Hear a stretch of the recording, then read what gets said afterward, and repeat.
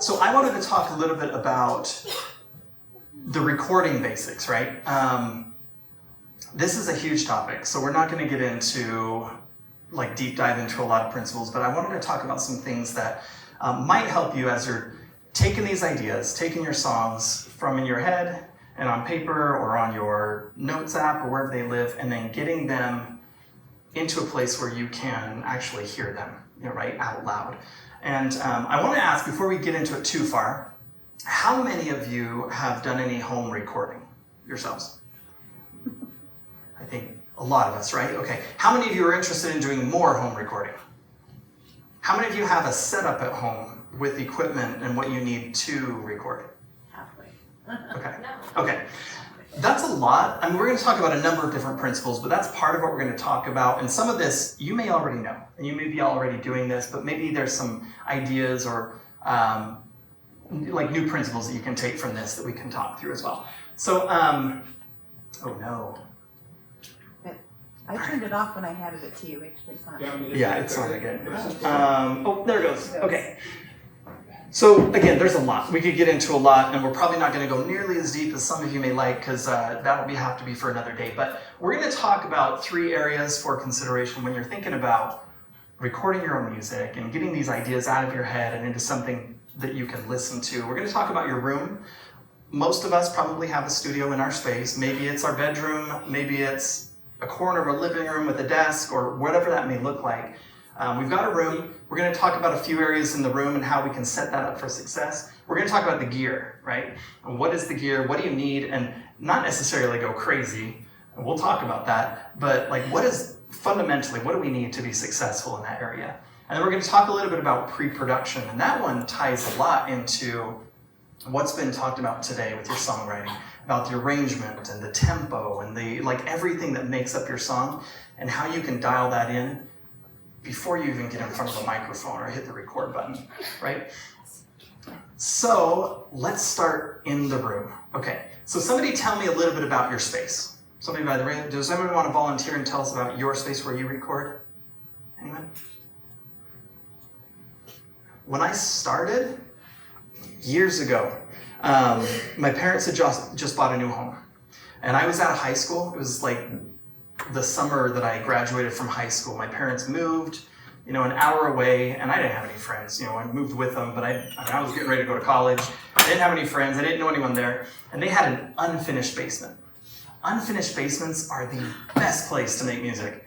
Because all you have is like insulation, right? And it's so good. It was so great. And so I set up a little desk and had some recording gear, and I was just barely getting started. I was trying to figure out how all the digital recording world worked. And that's where I recorded.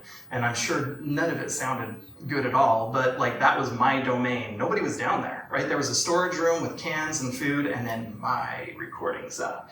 And it was nothing. It wasn't anything special at all. But to me, it was a place where I could be creative and I could learn and grow. Now, in the room, a lot of what I'm going to say today, there's a lot of thoughts on these topics, and there's a lot of opinions and all of that. And so we can decide whether you agree with me or not. But I would say the room is one of the first steps for success when you're recording your music. It makes a huge impact in anything that you're doing there. And there is a lot of talk about soundproofing and treatment, and there's a lot of confusion on what those things actually mean. So let's talk about that for just a moment. Does somebody know the difference between soundproofing and acoustical treatment?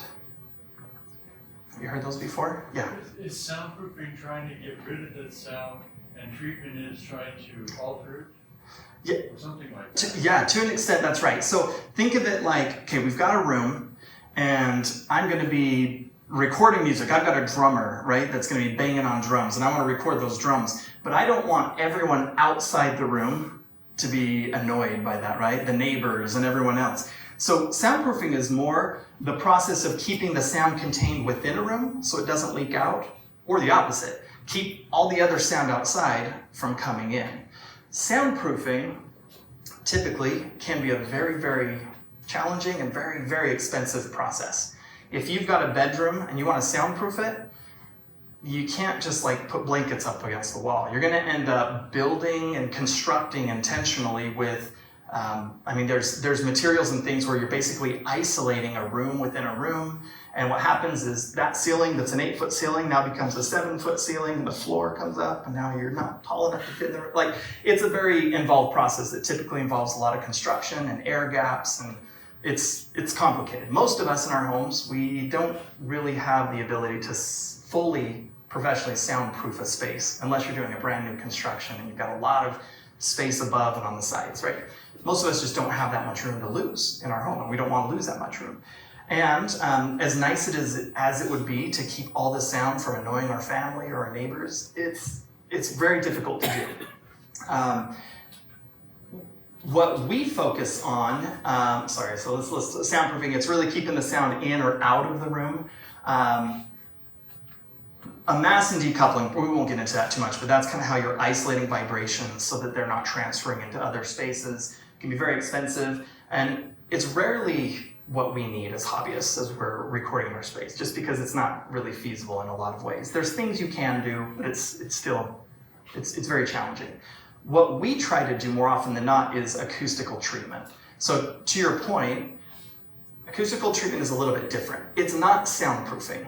And when you put up these panels, or you look at spaces that have these panels on the walls, and even in here, I don't know that there is much. That wall it's more fabric. It's more about the shape of the room, right? It's more about the shape, but they're not really treating it. But the acoustical treatment is all about treating the sound within your room to optimize it, to basically remove like harsh frequencies, make sure that the room is not echoing, so that when you are capturing the sound, when you're recording, you're not capturing all the echoes in the room and it ruins your recording. That's what it's all about. So people will use a lot of different things to help treat their room so you can avoid that echo. But there's a couple ideas. So first of all, reflective surfaces, when you're in your space and you want to record music or your voice or whatever it may be, you don't want the echoes in the room from a standard room to ruin that recording. And one thing that you can do when you stand in a room is you do the clap test. Have any of you done that? Like in a room, and you clap and you listen and you kind of hear what you want to hear. And most of the time, our rooms here are typically rectangular. So there's 2 parallel walls here, there's 2 parallel walls here, there's a ceiling, there's a floor, and if that's like a wooden floor, there's a lot of reflections that are just bouncing right back at you, right? And especially with drywall. Most of us have drywall in our homes, or maybe there's paneling, and it's very, very reflective. That sound bounces right off and then comes back into the microphone. And so you can do this clap test where you just clap in a room and you can hear whether it's bouncing back or kind of what are those reflections? How severe is the reflection? So let me see if this will work. I might have to go push the button. Okay. So just like before, what we're going to do is switch the sound from my microphone on here to the room microphone. So hopefully now you can hear the sound in the room, which is far less echoey. I'm going to do another clap test and compare to before. Are we ready?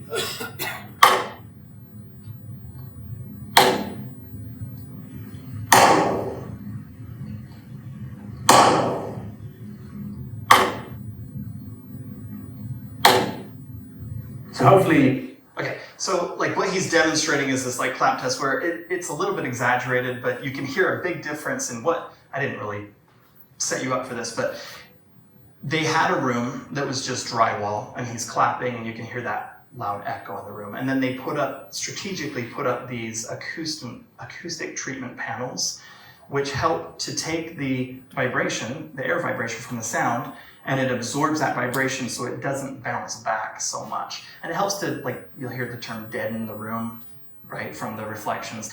And realistically, what we want in our home studio is a space that's gonna have generally, as little echo as possible, right? So that you can control the sound better. And then if you wanna add reverb in your music, or you wanna add effects and things like that, you can do it more intentionally without worrying about trying to deal with poor recordings because of the space, right?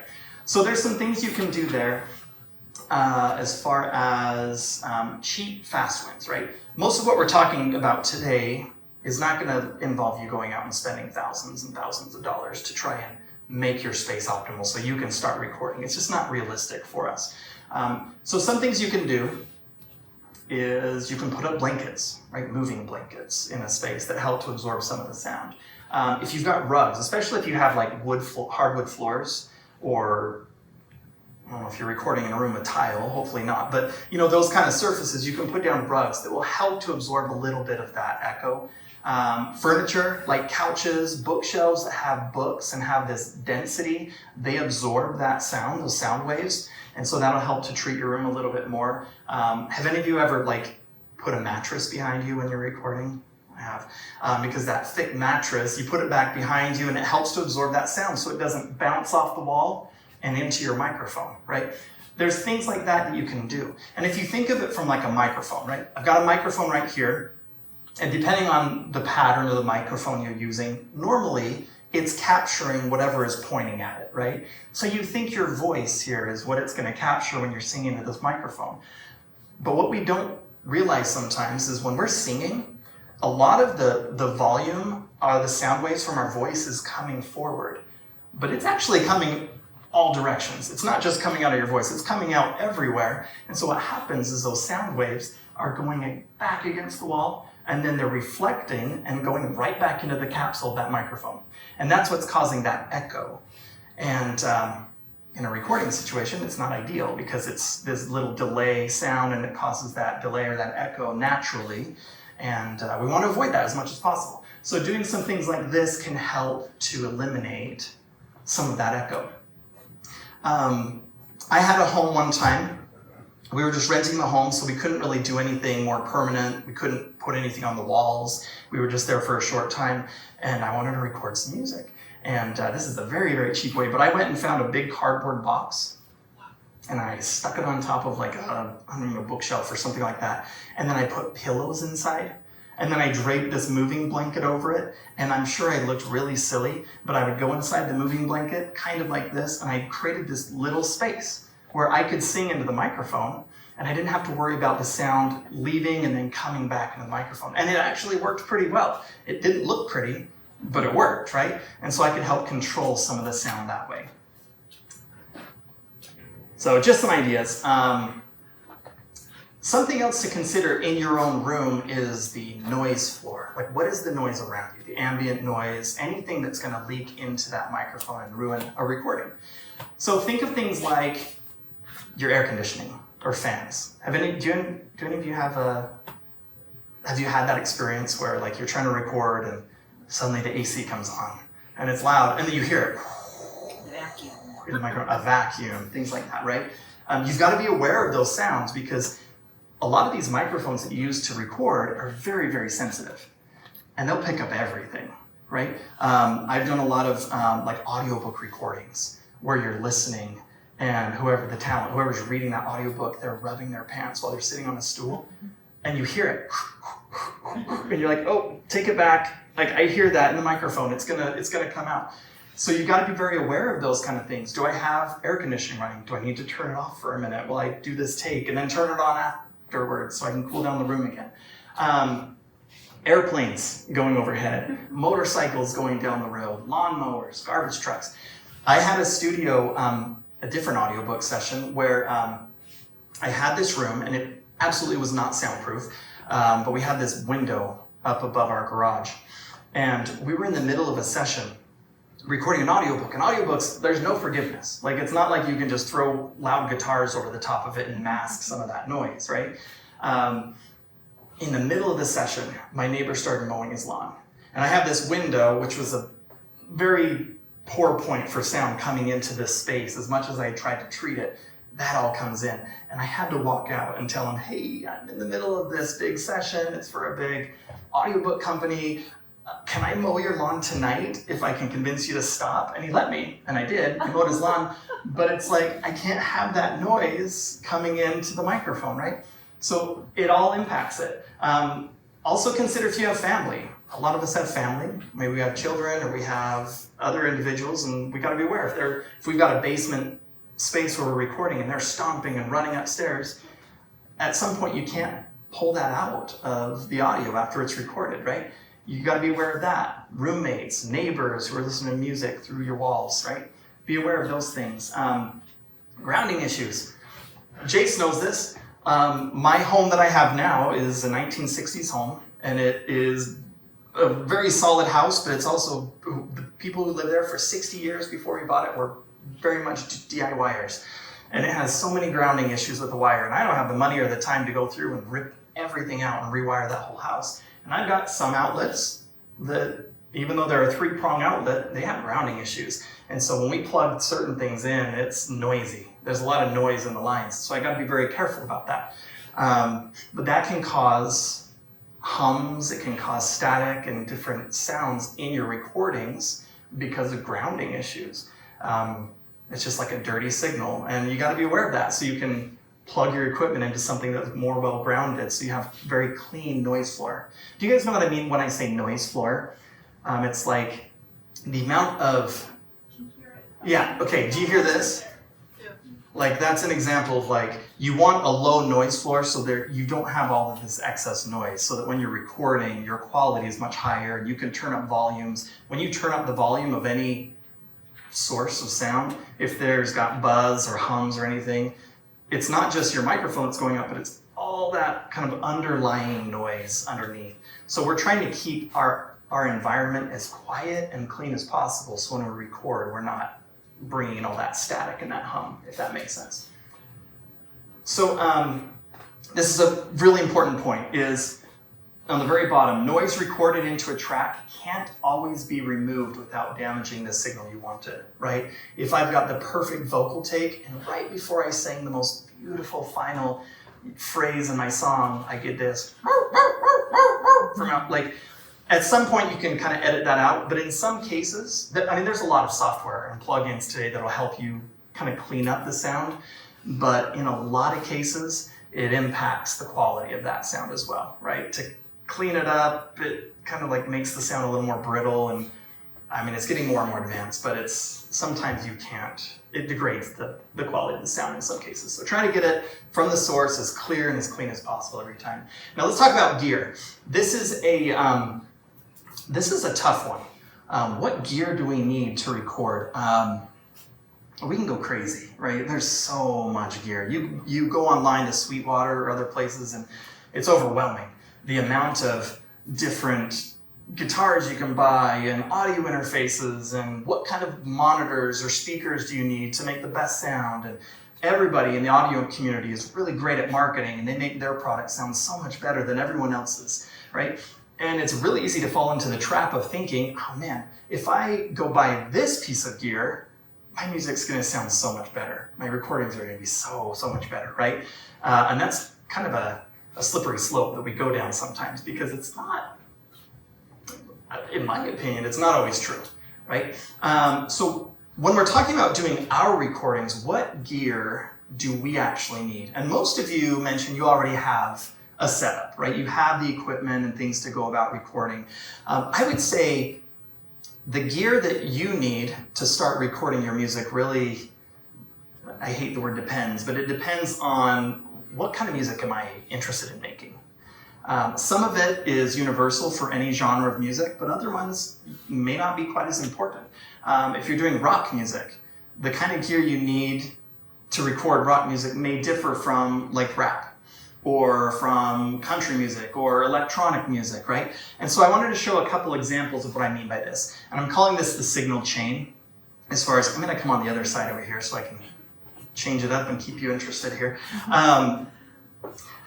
This is one example. So think of like, if I wanted to record rock music and I've got a guitar and I wanna record that guitar, how do I get that guitar into a state where I can listen to what I've recorded, right? So typically you have your source. This is going to be like your guitar or a guitar amplifier. And I know there's 1,000 different variations of how this can be done, but let's take a more traditional sense. I've got a guitar, I plug it into my guitar amplifier, and then that's producing sound. That's the source of the sound, right? That amplifier that's making the noise. But I need to capture that somehow. So then I'm gonna need to buy a microphone. Right? Oh, you know what? I got a little laser here. I can probably just do that. I'm not getting in your way. Look at that. So I need to capture. So I need some element to capture it. And typically, in a traditional sense, we would use a microphone of some sort that will pick up that sound. But what is that microphone connected to? Where does that go? So that microphone, oh man, there it is. It connects into, at least today, most of us are using an audio interface. Okay, an audio interface, if you're not familiar with that, it is just a unit that basically takes the signal that's picked up from a microphone. It's like an analog signal, and it converts it into a digital format so that digital systems can read it. And it adjusts the volume levels, and it does a number of different things. But we need some kind of an audio interface or a converter to take that signal and push it into a digital realm where I can do something with that signal. So then where do we go from there? Well, typically to record the music, at least today, most common is a digital audio workstation. Sometimes you hear these called a DAW. So I don't know if you guys have heard terms like, if you are an Apple user, you'll have GarageBand, or you'll have Logic, or Pro Tools, and we'll talk about some other DAWs here in a minute. But these are software platforms, it's software that collect this audio source, and when you hit record, it captures it in a digital format so that you can hit play, and now all of those ideas that were in your head and the thoughts that you've just tried to record, you can hear them in your ears. It goes out of your head and then back into your head again. So that's one example of like a signal chain. The gear, the basic gear that we need, right, to make that happen. Now let's talk about, do any of you guys produce or work with like rap or hip hop or any kind of music like that? A lot of pop today. Again, there's a lot of variables that go into this, but in a lot of ways, some of those genres of music, there's a little less of the like live capture of instruments, and a lot of it is done right here on a keyboard using virtual instruments or patches or other forms of audio that they're just bringing right in. So they're not really, in some cases, recording live sources. They're just creating the audio through a keyboard or through different software, and it needs to go into some form of an interface to collect that signal and convert it into a digital format where it can be recorded. Another example, here it is like vocals, right? This is for a lot of genres that have vocals. We've got a source, and it's somebody who's projecting those the audio, right? We capture with a microphone, and again, it goes the audio interface and into a system. So you're kind of seeing a pattern here, right? Of some of the equipment that is necessary for capturing the recordings and how we run with it, right? Over here on this end, this is typically where it varies quite a bit more. So there's a lot of different sources where we're capturing the sound, whether it's vocals or a keyboard or some form of a digital audio source, drums, guitars, whatever it may be. There's so many sound sources there. Now let's talk about microphones for just a moment. How many of you have a microphone that you're using for recording, or multiple microphones? Like what kind of microphones are you using? Just SM58. Perfect. Okay, so like this guy right there, right? That's perfect. Other ones, what do you guys use? No, like the name. Okay. It's like It's a short, no. kind of like this a little bit more, or no? It's more that, but it like hangs. It like goes Okay. down, and Yeah. then it's like foam. Okay. Squish. Perfect.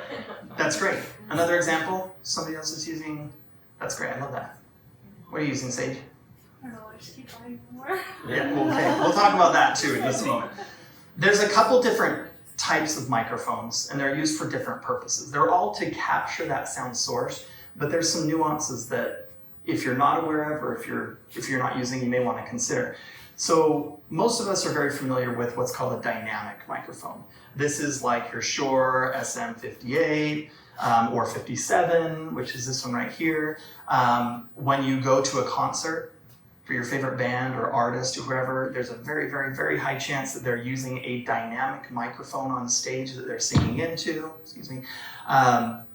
Dynamic microphones are, like it says, they're very rugged usually. Like they can take a beating. When you drop a mic, you're probably dropping a dynamic microphone because other ones can't really take it.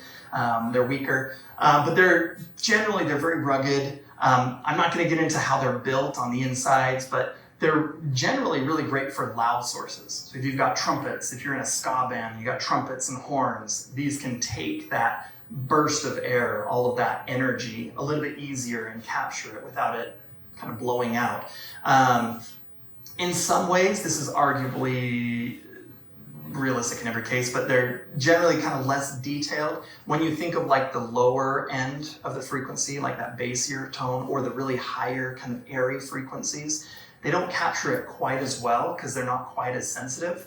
But they're usable. I mean, if you're going to buy one microphone for the studio and you only have money for one, it's not a bad starting point because you can use it on anything you want, on vocals, on guitars, on whatever you need. But there are some limitations that you need to be aware of. Now, another one, which is probably what you guys have, and I'm fairly certain you have, Sage, is a condenser microphone. It's a little bit different in the way that it's built. A lot of times you'll see them in like recording studios. They have this little cage around them, which is like a shock mount. These style of microphones are more detailed.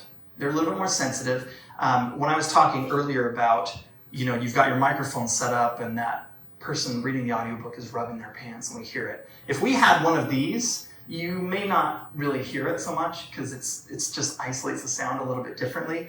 But these kind of microphones will pick up everything, right? They're very sensitive in what they can hear and what they pick up in the signal. So you got to be very careful about that. Generally, they're great for like violins and any kind of acoustic guitars, and you can use both, but these are really great for those more dynamic instruments that have a lot of detail and have a lot of richness in sound. Vocals, a lot of times you're using these kind of microphones for vocals because they're very diverse and they capture the broad range of those complex vocal tones, the harmonics and everything else that comes with it. Whereas these microphones are great for live sound presence and for a lot of music, like rock music and a lot of times like hip hop and stuff, they will record in the studio with these kind of microphones. But these ones are generally just kind of a more versatile, more sensitive microphone for a lot of those things. And then one that's a little bit lesser known is a ribbon microphone. You think of like vintage, if we go back to like our Billie Holiday and, the 1930s and 40s music and those times, there were a lot of ribbon microphones. It's just a very different material that's used. They tend, just the way that they're made and how they work, they tend to kind of roll off the high end in a very pleasing way. And you just think of those vintage sounds. This is a lot of times what people think of. And so you could use these. These days, they're made a little bit better so that they're not quite as sensitive. But back before, these early microphones were super sensitive. And man, if you blow too hard, I've never seen this myself, but you blow a trumpet into one of these things, it's going to tear that ribbon and it's going to ruin it. And so then you got to get it restrung, and there's a lot of more maintenance that would have to happen on these. These days they're a little more sturdy, but you still have to be careful. But it's a great one to play with if you want kind of more tame, vintage kind of tones. Now let's talk about the listening side of your studio. We've talked about the microphones. We've talked about those sources. How many of you, when you're recording at home, do you have headphones? How many of you have headphones that you're primarily recording with and you're listening to when you're working on music? Okay, how many of you have speakers that you're working on? What's the difference in your guys' mind? Why would I use headphones? Like, when would I use headphones and when would I use speakers when I'm recording music? Thoughts? Obviously, you want the headphones when you're recording so you don't get any sound except for what you're trying to record. That's perfect, yep. Yeah, that's very true. I love that, thank you. Monitors are big and can have a lot of power, so they can give you much bigger, wider sound stage, more natural feeling because it's like pumped into your environment rather than right up to your ears. Ears, yeah, I like that, so you feel it more. I think in the process, you're going to use them a little bit differently, but I think there's a use case for both, depending on how deep you want to go. But the headphones, you guys are absolutely right. When you're recording music, you don't want, like, you record a vocal take, and if you've just got speakers and you've got to hear yourself, right, the music, and then you record your second take, and it's actually, the speakers are pushing out that first take, and like you get this like compounding effect of all the noises are re-recording again and again and again because the microphone's picking up your speakers in the room. Like, there's problems with that. So when you're recording music, generally you're using headphones that aren't going to bleed, so that you hear like the music in your head when you're recording vocals, for example, but the microphone's not going to hear it. So it's only picking up your sound source, right? So recording, generally you're going to use headphones. It's really great for isolating sounds, and I like to use them when I'm like thinking of panning options, when I'm like trying to make one sound more to the right and one more to the left and things like that so I can hear them better. But we'll talk about why that's not always a good thing in just a moment. They may not be as natural sounding as monitors. When you think of the natural world, you don't have isolated ears that are only hearing over, like I'm only hearing sounds on my right here and my left here. Like all of our sounds blend, right? It's a wash that comes through. So we don't just hear with cups on our ears all the time. So sometimes it's not as natural as speakers. One thing is you probably want to avoid when you're recording is a little bit different, but if you're editing and mixing your music, you probably want to try and avoid some of the more commercially available headphones that are bass heavy, like not to put a dent in sales or anything, but like your Beats headphones and some others, like they're designed to give you that thump and that heavy bass. And that's problematic in part of the, not so much recording, but part of the other process when you're mixing music and working on it that way. We're not going to get into that today, but something to think about. Now, speakers, or what are often called near field monitors, meaning they're near you, not far away. Like Jay said, they kind of have a more natural sound. They tend to, because the sound coming out of those speakers is blending together when it hits you, so it feels more like real life, how we hear sound. You need to kind of sit in this, what they call a sweet spot, to really hear like your recording and your mixing decisions. But you also have to watch out for room interference. If you've got a poorly treated room, like we talked about before, and you're listening to these speakers, sometimes like your speakers lie to you, like you're hearing things that aren't actually there in your music because of like bass buildup or things like that. We're kind of getting more into like the mixing side, so I don't want to stay with that too much, but there's reasons why we would use both. And at least when I work with music, generally I'm using both for different purposes. If I'm just like editing, going through and cleaning up takes and things like that, I almost always have headphones on because my wife and kids yell at me and they get so sick of hearing the same phrase over and over and over and over again. And so I got to put on headphones so I don't drive my family crazy. But a lot of times when I'm mixing music, I'll push it through the speakers so I can hear it more naturally and how that rolls. I'm not going to get into that right now. Okay, so as we're going through that signal chain, remember we talked about the digital audio workstation, the DAW. How many of you, I didn't even have it here. How many of you use GarageBand? GarageBand's awesome. It's amazing for what it is today. The adult version, maybe that sounds wrong. The grown-up version of GarageBand is Pro Tools. It's more advanced in some ways, but they're both made by Apple. Oh my gosh, I'm so sorry. Is Logic, excuse me. Logic is the grown-up version of GarageBand, made by Apple. Pro Tools, have any of you guys heard of or used Pro Tools? Pro Tools used to be kind of what every major recording studio in the world would use. I think things have changed a lot today, but there's still a very prominent software out there you can get. Have any of you used FL Studio? This one is a lot more well known in like the beats community for building beats and using, it can be used for anything, but a lot more like hip hop and rap and genres like that. We use it a lot more. Reaper, any of you heard of Reaper? Reaper is for private, non-commercial purposes. It's free, and it's got a very strong community of people who are diehard Reaper fans. So it's really great for what it is. BandLab is an online DAW that is used. It's a little bit more limited, but for getting started, it's fantastic, and you can just go online and it's free. Studio One is another one out there that's pretty decent. Ableton is getting very, very popular these days, and there's a lot of other ones as well.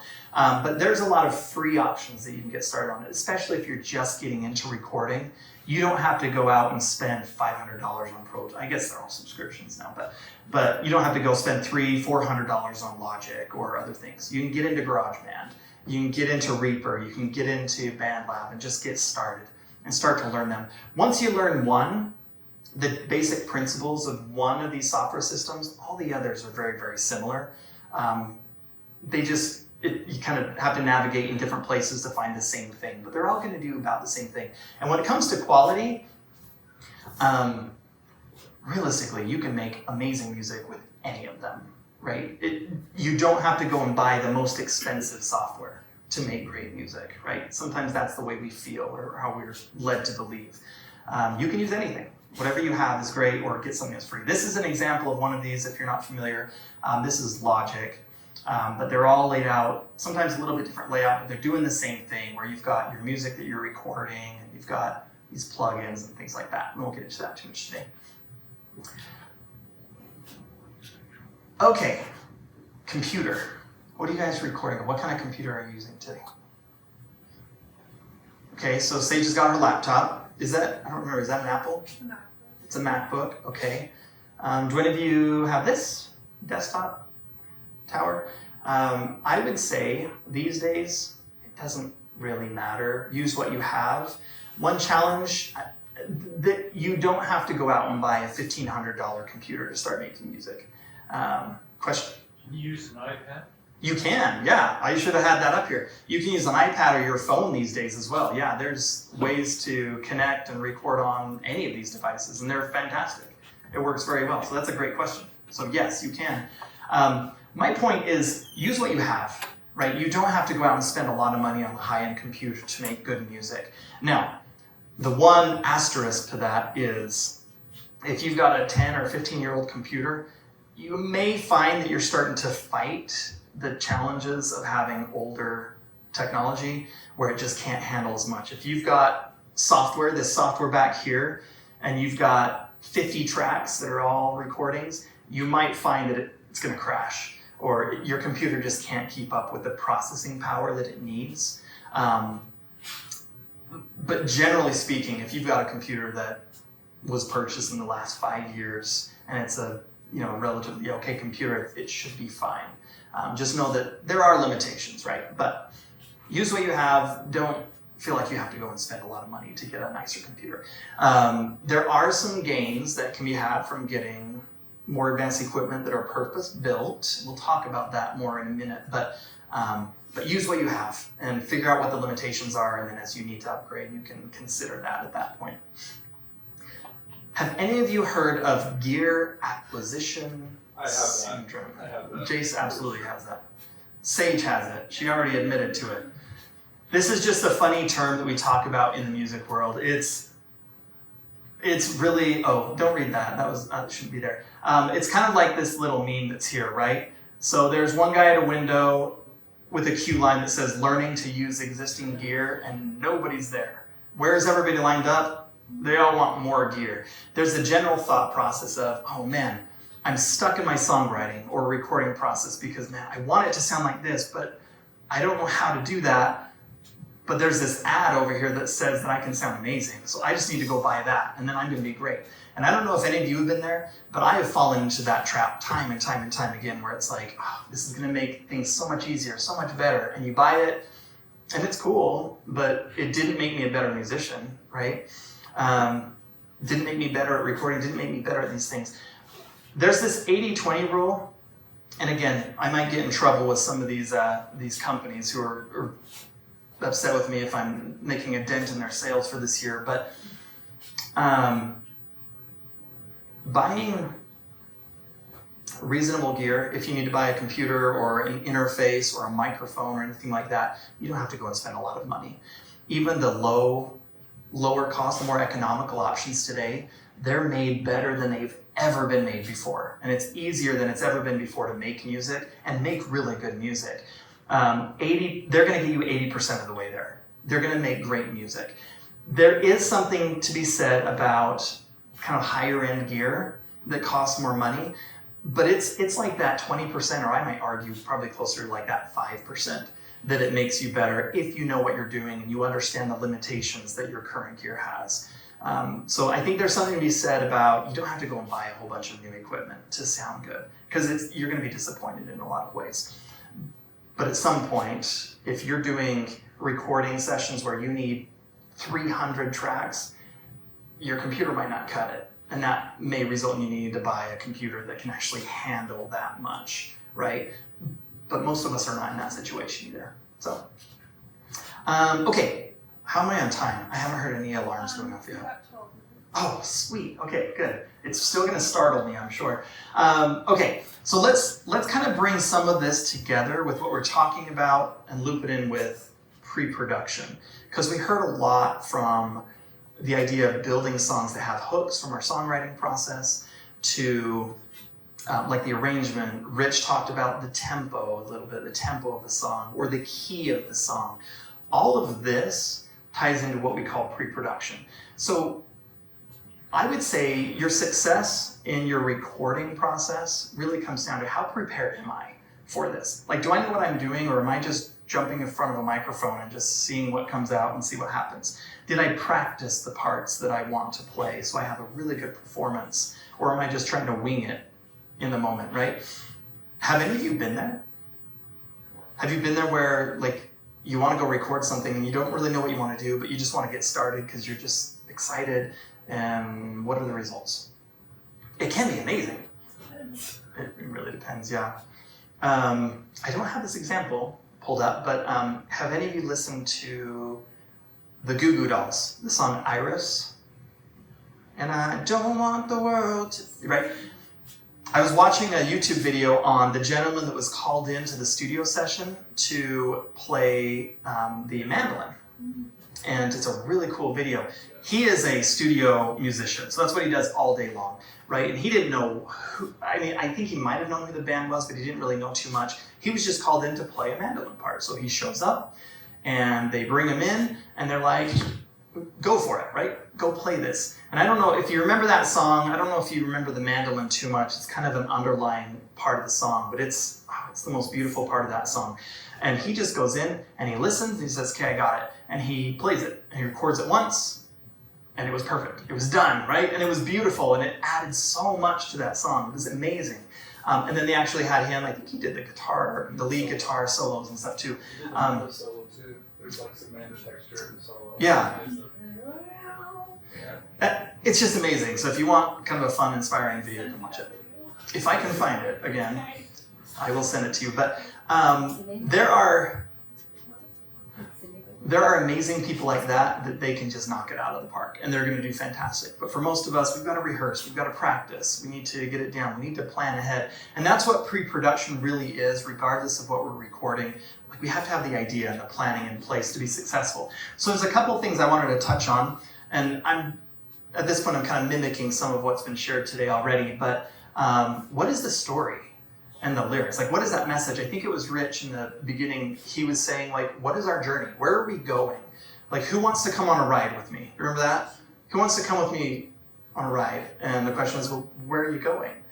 We kind of need to know our song and that journey and what we want to accomplish before we hit the record button. So we know where we're going with that. Some of that is lyrics. Some of that is like the theme of the song. But like, we gotta get the overall picture. What are we trying to accomplish here? And then there comes into the arrangement. So this is things like, what sources do I want on this song? Like, what instruments? Do I want drums? Do I want it to be an acoustic song? Or do I want it to be beats? More of like a hip hop kind of style song where I'm not recording anything. I'm just pulling down beats and sound effects and things like that.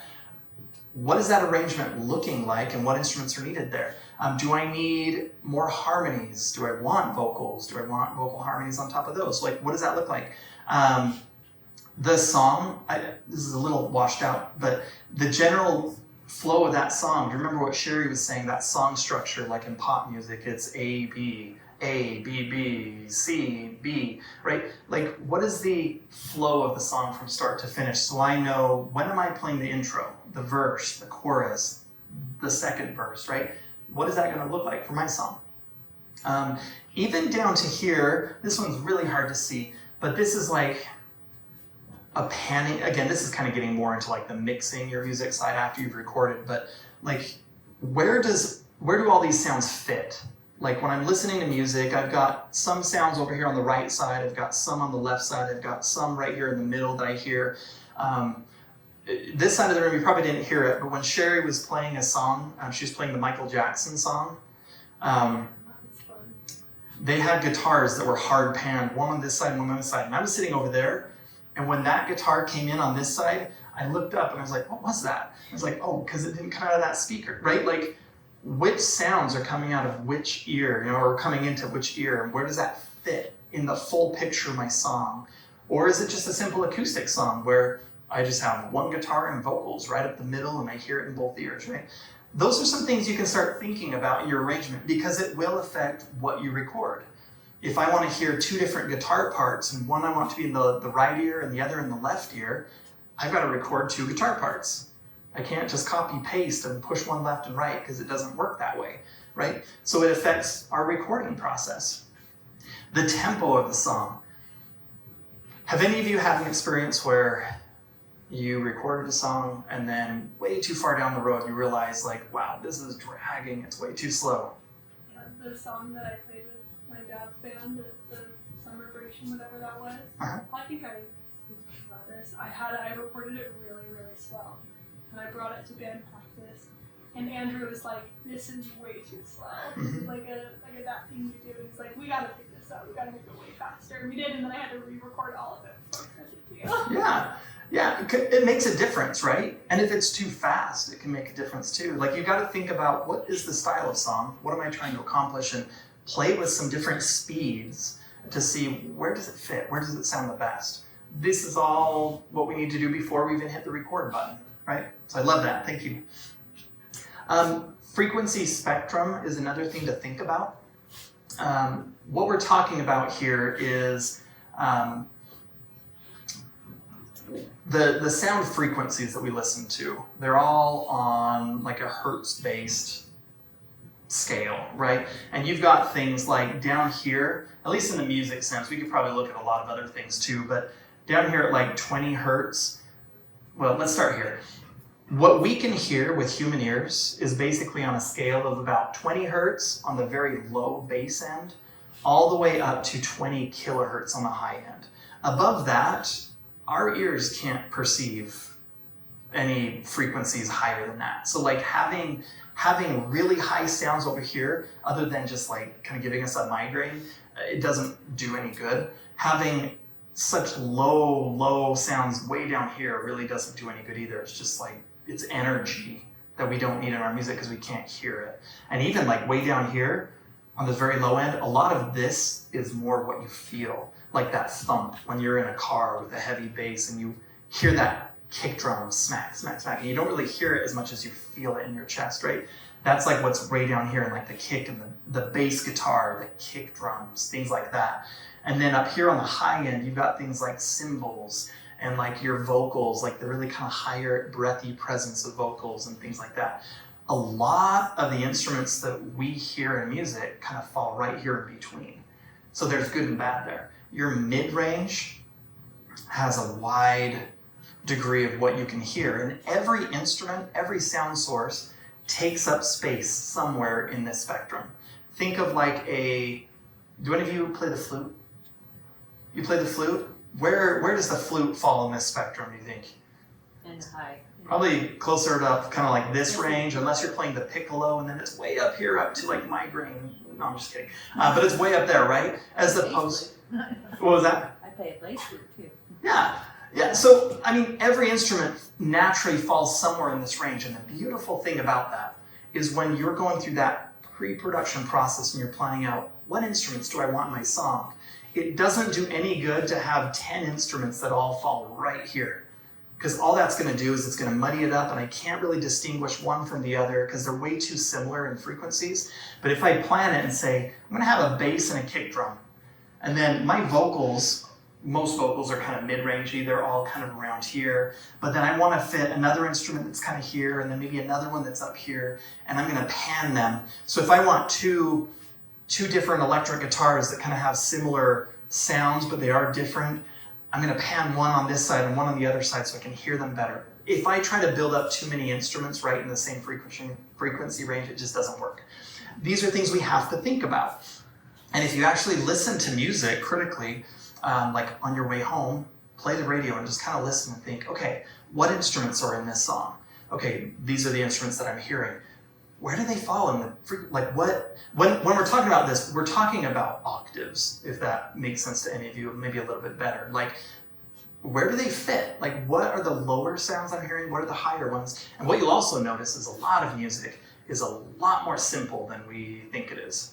We don't have to have 30 different instruments. It really muddies things up. If you can keep it simple and effective by effectively using instruments that fall in different frequencies, there's the first one, then it works a little bit better. All of yours are gonna go off now. This is great. I love this.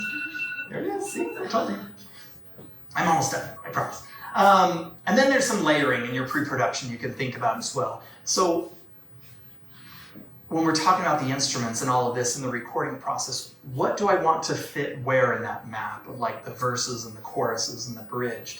And I'm a big believer in the song from start to finish is a journey, and it's gonna grow. You can put a lot of instruments right up front, but if you've got like all of your instruments playing all the time from start to finish, there's just no dynamic contrast and it kind of gets a little bit boring. But if you start, this is not the right way, there's not a right or wrong way, but like if you start your song in the intro and the verse with just like a couple instruments and it's just a little bit chill, right? It's a little mellow. And then when you hit that first chorus, maybe you're adding a little bit more and you've got a few vocal harmonies that kick in. And then for second chorus, second verse, we want to keep it interesting. We don't want it the exact same as this guy. So maybe we add another instrument or two, but it's still kind of chill. And then we hit that final chorus and we bring everything out, right? We've got more instruments and it's louder and it's more is happening. And it just makes it more of a journey, like an interesting journey for the listener. So it's not all the same throughout. These are things we also think about in the pre-production stage as far as like, when am I going to play what and where? And it matters for recording because we need to know how many times we have to record this part. Can I just say one other thing? A common misconception for some people when they start recording is, okay, I want two vocals, right? I want to have my vocals recorded twice in the chorus so it sounds bigger and thicker. And I record one take and I say, man, that was perfect. And to make this bigger, I'm going to take that vocal and I'm going to pan it to the left. And because it was so perfect, I'm just going to copy it and paste it in and then pan it over here to the right. You guys know what that does? Just makes it louder. Why? It makes it louder. Why? It's the exact same thing. There's no nuance. You gotta do it again because the frequency is always a tiny different. Yeah, that's exactly right. If I just take the exact same recording and I copy it and paste it, and I do that 5 times, your sound just is 5 times louder. Because just like Sage said, there's no variance. When you record your vocals one time, and then you record it a completely second time, even if you hit all the notes just as perfectly and just in time, just the way your voice projects or the sound source projects, it may be exactly in time and the exact same pitches, but there's very small nuanced differences in it.